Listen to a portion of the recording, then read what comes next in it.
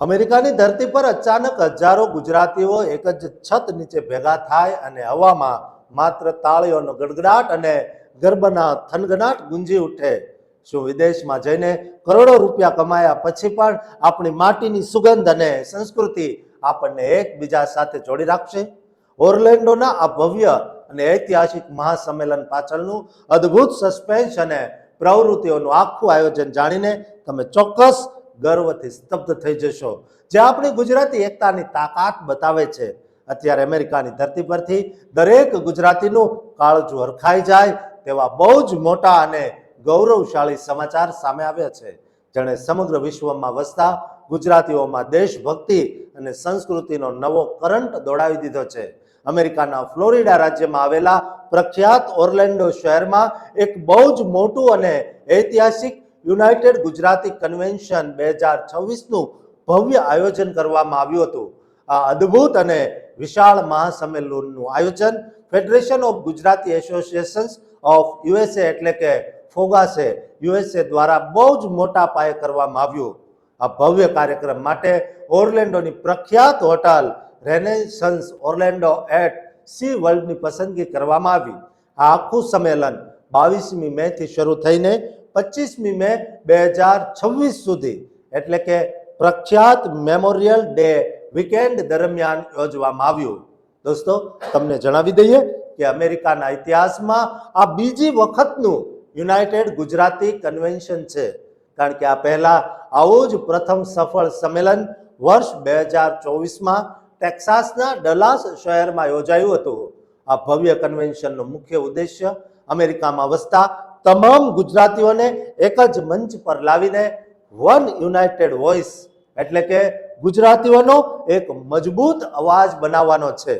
આ ઉપરાંત આપણો ભવ્ય સાંસ્કૃતિક વારસો જાળવવો, વિદેશમાં બિઝનેસ નેટવર્કિંગ વધારવું, નવી પેઢીનો યુવા વિકાસ કરવો અને સમગ્ર સમાજની એકતાને મજબૂત કરવાનો છે. આ કાર્યક્રમ એટલો મોટો છે કે તેમાં સમગ્ર અમેરિકાભરમાંથી હજારો ગુજરાતીઓ અને 100થી વધુ અગ્રણી ગુજરાતી એસોસિએશનના વરિષ્ઠ પ્રતિનિધિઓ સામેલ થયા છે.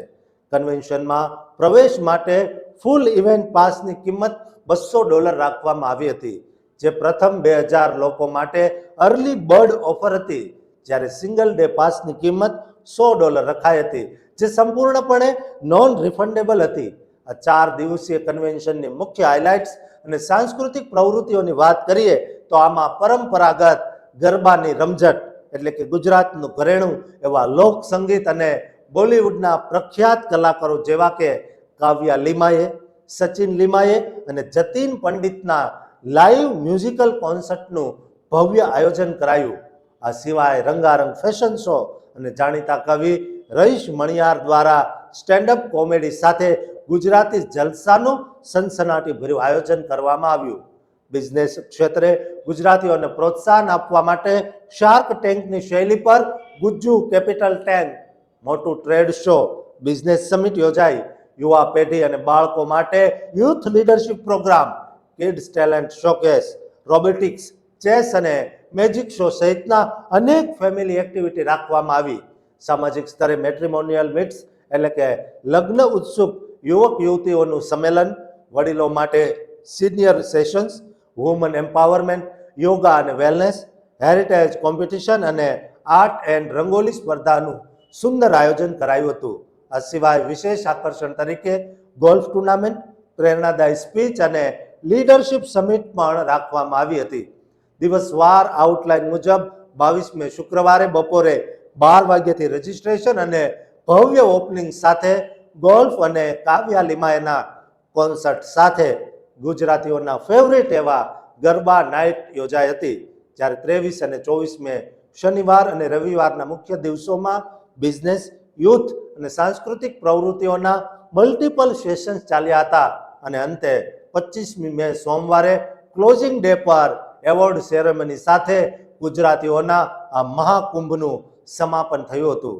દોસ્તો, ગુજરાતીઓનો જ્યારે મેળાવડો થયો હોય ત્યારે આ ગુજરાતીઓને ગૌરવાન્વિત કરતા ક્ષણ અને આ વિડીયોને દરેક ગુજરાતી સુધી શેર કરજો અને આ ચેનલને સબસ્ક્રાઇબ કરવાનું ચૂકતા નહીં.